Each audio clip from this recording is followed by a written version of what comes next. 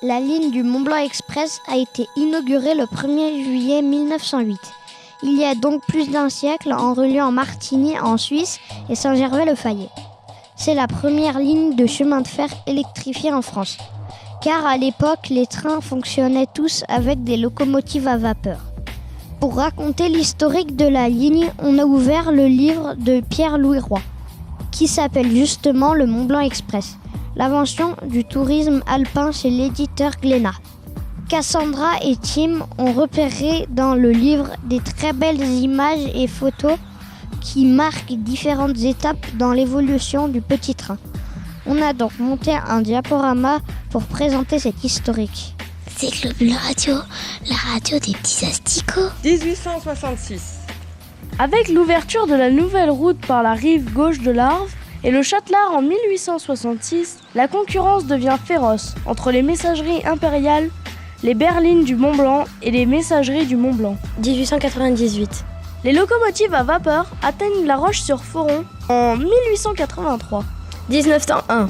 Le train qui attend Chamonix le 25 juillet 1901, ici sur le pont de Péralotaz, au pied du glacier des Bossons et de l'aiguille du Midi, est unique au monde. 1907. Au premier plan, les travaux de la crémaillère du Montanvert sont bien avancés.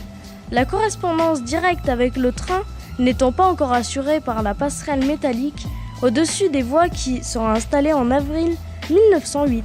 1930. Le plan des galeries par avalanche, dessiné le 22 décembre 1925 par M.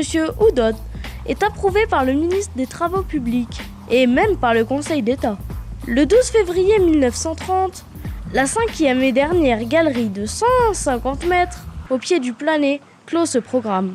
1937. La suprématie du chemin de fer est aussi de plus en plus contestée par la voiture individuelle. 1958. La compagnie Martigny-Châtelard commande un nouveau matériel en 1957. 1977.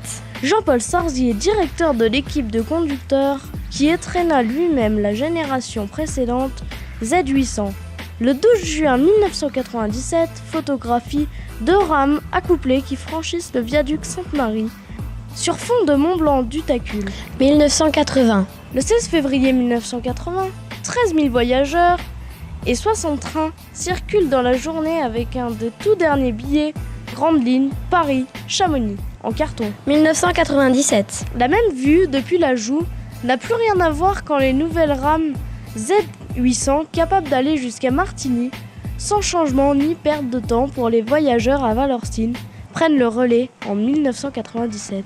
Les cabines. À la cabine de conduite de 1958 succède un véritable tableau de bord dans les nouvelles rames Z800, ici en approche du viaduc Sainte-Marie. 2010. Un siècle après l'inauguration de la ligne complète à Valorcine en 1908, une partie de la centaine de collaborateurs qui forment l'établissement Mont-Blanc de la SNCF pose devant le train dont ils ont assuré pendant le gigantesque chassé-croisé des vacances de février un taux de régularité de 100%.